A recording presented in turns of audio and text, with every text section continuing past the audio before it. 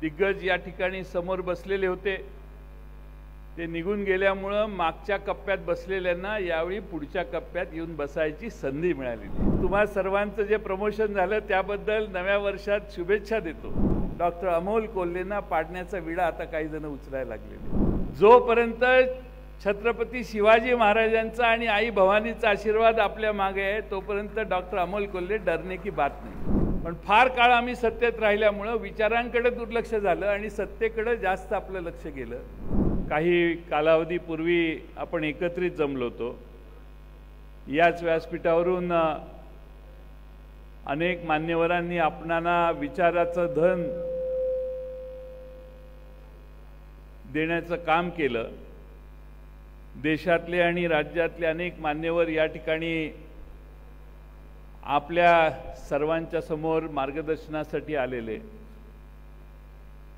त्यात थोडीशी अधिक भर करून आपण या ठिकाणी 2 दिवसाचं हे शिबिर आदरणीय पवार साहेबांच्या आदेशाने आज घेत आहोत।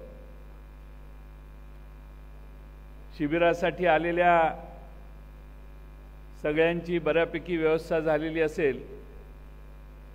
फक्त थोडंसं पास घेण्यासाठी थोडीशी झुंबड उडल्यामुळे पास वाटप करणारे थोडेसे अडचणीत आले। आता हळूहळू सगळ्यांना पास वाटप होईल।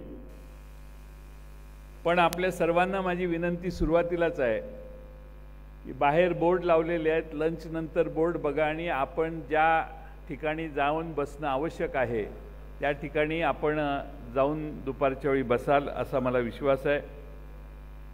या शिबिराचं नाव आपण मुद्दामून या ठिकाणी ज्योत निष्ठेची लोकशाहीच्या संरक्षणाची दिलेलं आहे। आणि या 2 दिवसाच्या शिबिरामध्ये लोकशाहीचं संरक्षण करण्यासाठी स्वतंत्र भारतात कधी नव्हे एवढी गरज प्रयत्नाची, कष्टाची आणि निकराच्या लढ्याची आहे याची जाणीव तुम्हाला या 2 दिवसात होईल असा मला ठामपणाने विश्वास आहे। परिस्थिती सकारात्मक आहे आणि आजच्या दिवसाचं महत्त्व फार मोठं आहे। आज महात्मा ज्योतिबा फुले यांनी जो आयुष्यभर संघर्ष केला आणि तो संघर्ष करत असताना महिलांच्या मध्ये, स्त्रियांच्या मध्ये शिक्षणाची ज्योत लावण्याचं काम ज्यांनी केलं त्या सावित्रीदेवी फुले यांची आज जयंती आहे। हा एक विलक्षण योगायोग आहे आणि म्हणून आज ज्या पवार साहेबांनी महाराष्ट्रात महिलांना 50% राज्यव्यवस्थेत वाटा देण्यापर्यंत आणि देशाच्या संरक्षण दलात काम करण्याची संधी देण्यापर्यंत काम केलं, त्यांच्या पवार साहेबांच्या या पक्षाची सावित्रीदेवी फुले यांच्या जयंतीच्या निमित्तानं समतेचा विचार पुन्हा महाराष्ट्रात टिकावा, देशात टिकावा यासाठी सुरू केलेली ही शिबिराची ज्योत मला खात्री आहे महाराष्ट्रातल्या प्रत्येक सामान्य माणसापर्यंत पोहोचवण्याचं काम तुम्ही आम्ही सर्वजण करू। मुलींची शाळा सुरू केली म्हणून सावित्रीदेवी फुलेंच्या वर प्रसंगी शेणगोळ्यांचा मारा झाला, पण त्या आपल्या ध्येयापासून हटल्या नाही। संघर्ष करण्याचा काळ होता, त्यांनी संघर्ष केला। सर्व समाज ज्योतिराव फुले आणि सावित्रीदेवी फुले यांच्या विरोधात कर्मठ समाज उभा राहिला, त्यावेळी त्या सगळ्यांच्या विरोधात तोंड देऊन सावित्रीदेवी फुले यांनी आपलं कार्य कायम चालू ठेवलं। आपल्या देखील काळात आपल्या समोर भविष्य काळात संघर्ष उभा राहिलेला आहे। येणारा निवडणुकीचं वर्ष म्हणजे संघर्षाचं वर्ष असतं। या निवडणुकीचा काळ 2024चा होणार आहे आणि या काळात आपण सर्वजण वैचारिक संघर्ष करण्यासाठी ठामपणाने भविष्य काळात काम करण्याची गरज आहे। आपण आपला पक्ष फोडला। मागच्या वेळी या ठिकाणी शिबिर झालं त्यावेळी अनेक जण दिग्गज या ठिकाणी समोर बसलेले होते। ते निघून गेल्यामुळे मागच्या कप्प्यात बसलेल्यांना यावेळी पुढच्या कप्प्यात येऊन बसायची संधी मिळाली। त्यामुळे तुम्हा सर्वांचं जे प्रमोशन झालं त्याबद्दल नव्या वर्षात शुभेच्छा देतो. नाहीतर तुम्हाला काही पुढच्या लाईनीत येऊन बसायची संधी नव्हती. त्यामुळं बसलेल्या पुढच्या लाईनीतल्या सगळ्यांनी गेलेल्यांचे आभार माना. विनोदाचा भाग सोडून द्या, पण आपल्या नेत्यांना त्रास देण्याचं देखील काम झालं. अनिल देशमुख साहेबांच्या सारख्या नेतृत्वाला तुरुंगात जाण्याची वेळ आली. नवाब मलिक यांच्यावर काय प्रसंग आला आपणा सर्वांना माहिती आहे. आणि त्यामुळं आपल्या सगळ्यांना या प्रसंगातून जात असताना पवार साहेबांची साथ न सोडता आपल्या सगळ्यांनी काम करायचं ठरवलेलं आहे. आम्ही शाहू फुले आंबेडकरांचा विचार मांडतो. पवार साहेबांनी तर उभ्या आयुष्यात हा प्रयत्न केला. आणि हा प्रयत्न करत असताना ज्या छत्रपती शिवाजी महाराजांनी आपल्या सगळ्यांच्या स्वाभिमानाची ज्योत पेटवली, ज्या महात्मा ज्योतिराव फुले आणि क्रांतिज्योती सावित्रीदेवी फुले यांनी ज्ञानाची ज्योत पेटवली, छत्रपती शाहू महाराजांनी समतेची ज्योत पेटवली आणि पुण्यश्लोक अहिल्यादेवी होळकर यांनी अस्मितेची ज्योत आपल्या मनात पेटवली, या सर्व महापुरुषांचा आदर्श घेऊन डॉक्टर बाबासाहेब आंबेडकरांनी घटनेची चौकट आखली. आम्ही शाहू फुले आंबेडकर का म्हणतो तर शाहूंनी आरक्षणाचा विचार या देशात भारतवर्षात नव्हे जगात कदाचित पहिल्यांदा मांडला. मागं राहिलेल्या पुढं येण्यासाठी आरक्षण दिलं पाहिजे ही शाहू महाराजांनी भूमिका मांडली. समाजात अनेक घटक मागं राहिलेले हजारो वर्षाच्या चातुर्वर्णात अडकलेले जे आहेत त्यांना पुढे येण्याची संधी दिली पाहिजे हे शाहू महाराजांनी मान्य केलं. आणि त्यानंतर महात्मा ज्योतिराव फुले यांनी नुसता जातीभेद नाही आहे तर स्त्री पुरुषांचा देखील समाजात भेद आहे, त्या बहिणीला आपल्या पुढे आणण्याचं काम आपण केलं पाहिजे हा विचार दिला. या समतेचा आणि आरक्षण मानणाऱ्या छत्रपती शाहू महाराजांचा विचार हा घटनेच्या चौकटीत बसवण्याचं महान काम डॉक्टर बाबासाहेब आंबेडकरांनी केलं. म्हणून डॉक्टर बाबासाहेब आंबेडकरांना आपण महामानव म्हणतो. आणि या तिघांचा विचार घेऊन महाराष्ट्रात आपण काम करायचं आहे. तो काम करत असताना आपल्याला राष्ट्रवादी काँग्रेस पक्षाला ही पुरोगामी विचाराची ज्योत पेटवत राहायचं आहे. आणि म्हणून या निमित्तानं 2 दिवसात आपल्याला विविध वक्त्यांचं मार्गदर्शन मिळणार आहे. मला मुद्दामून या ठिकाणी आपल्या सगळ्यांचा विश्वास मला आहे. या 2 दिवसाच्या शिबिरात आपल्याला अनेक विचार आपल्या समोर येतील. देशातली परिस्थिती सांगण्याचं काम या निमित्तानं होईल.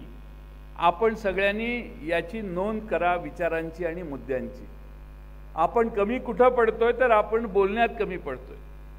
आपण बोलण्यात कमी पडतोय कारण समोरच्या बाजूने जाहिरात प्रचंड आहे आणि जाहिरात प्रचंड असल्यामुळे आपण बोललेलं सगळीकडे दाखवलं जात नाही किंवा ऐकलं जात नाही. आपला समज असतो कोणच ऐकत नाही पण लोक ऐकत असतात. आणि त्यामुळं आपण सगळ्यांनी वोकल झालं पाहिजे, बोललं पाहिजे आणि आपण ज्या विचारासाठी राजकारण करतोय त्या विचाराला महत्त्व देण्याचं काम केलं पाहिजे. आणि म्हणून हा विचार कानाकोपऱ्यात महाराष्ट्राच्या पोचवण्याची जबाबदारी घेऊन या 2 दिवसात आपण या ठिकाणाहून जाऊ. मला खात्री आहे की आता जसं निवडणुका जवळ यायला लागल्यात तसे आपण घराघरात राष्ट्रवादी हा प्रयत्न सुरू केला. काही मतदारसंघात घरोघरी राष्ट्रवादीचा प्रयत्न काही कार्यकर्त्यांनी प्रामाणिकपणाने घराघरापर्यंत जाऊन पोचवला. काही ठिकाणी कमी काम झालं, काही ठिकाणी जास्त काम झालं. त्यात सर्व ठिकाणी समानता येण्याचं काम आणण्याचं काम आपण सगळ्यांनी करायचं आहे. त्याचबरोबर शेतकऱ्यांचा आक्रोश मोर्चा महाराष्ट्रात काही ठिकाणी आपण काढला. आमचे डॉक्टर अमोल कोल्हे यांनी तर शेतकऱ्यांचा आक्रोश मोर्चाचा प्रचंड मोठा दौरा त्यांच्या मतदारसंघात पुणे जिल्ह्यात केला. त्यालाही उत्स्फूर्तपणाने प्रतिसाद मिळाला. आज आमच्या डॉक्टर अमोल कोल्हेंच्या सारख्या एका प्रामाणिक खासदारांना शिवछत्रपतींचा आणि शंभू महाराजांचा इतिहास ज्यांनी खऱ्या अर्थाने घराघरापर्यंत पोचवला त्या डॉक्टर अमोल कोल्हेंना पाडण्याचा विडा आता काही जण उचलायला लागलेले. आणि त्यामुळं जोपर्यंत छत्रपती शिवाजी महाराजांचा आणि आई भवानीचा आशीर्वाद आपल्या मागे आहे, तोपर्यंत डॉक्टर अमोल कोल्हे डरने की बात नाही. सगळा पक्ष ताकदीनं तुमच्या मागे उभा राहील. आणि म्हणून आपण या निवडणुका जात असताना आपला कार्यकर्ता विचारावर आधारित राहायला पाहिजे.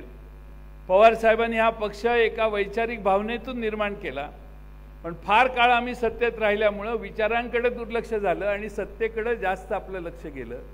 सत्तेत असताना विचारावर जोर द्यायला पाहिजे ही भावना आमच्या मनात कमी प्रमाणात शिवली आणि त्यामुळं विचार काय आहेत हा विचार न घेता काही लोक दुसऱ्या विचाराकडे आमच्या पक्षातून गेली.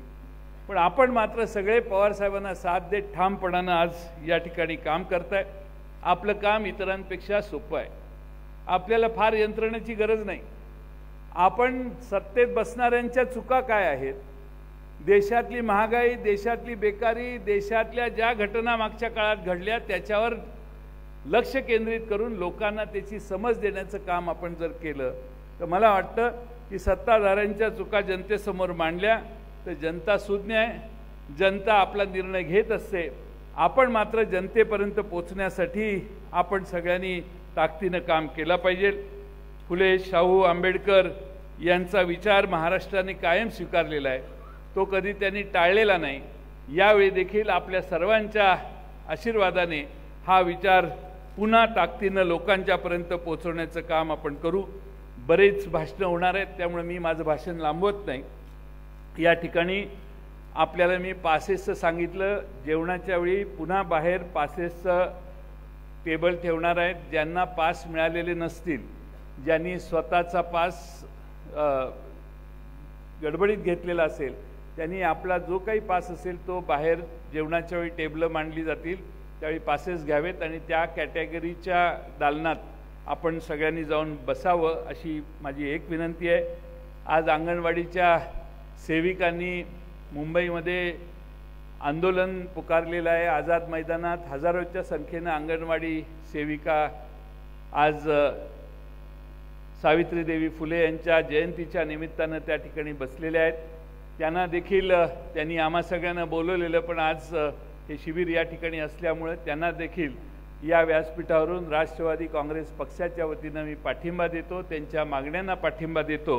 आणि त्याचबरोबर आज आपल्या सर्वांना आणखीन एक छोटीशी भेट विचाराची धन म्हणून देण्याचं काम आम्ही करणार आहोत.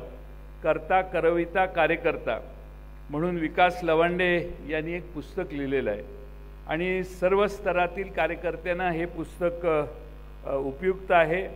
जवळपास 40 विषय त्यात मांडण्यात आलेले आहेत आणि 240 पानाचं हे पुस्तक आहे. सर्व शिबिरातील पक्षामार्फत हे उपलब्ध करून देण्यात आलेलं आहे. या ठिकाणी हे पुस्तक करता करविता आणि कार्यकर्ता या पुस्तकाचं प्रकाशन समोर या ठिकाणी आदरणीय पवार साहेबांच्या हस्ते त्याचं प्रकाशन होईल आणि त्यानंतर योग्य वेळी आपणा सर्वांना ते पुस्तक देण्याचं काम होईल. पुन्हा एकदा आपल्या सर्वांना मी मनपूर्वक आपल्या सर्वांचं स्वागत करतो. या 2 दिवसाच्या शिबिरामध्ये मोठ्या प्रमाणात हे हॉल जवळपास भरलेलं आहे. आपण वेळेवर सगळं सुरू करत असल्यामुळं काही जणांनी पुढच्या अर्धा तासात पोचतो असे निरोप दिलेले आहेत आणि त्या सर्वांचंच मी स्वागत करतो. आपल्या सर्वांचं स्वागत करत असताना 2 दिवसाच्या या विचाराचं धन लुटत असताना आपण शांत चित्ताने इथं बसावं.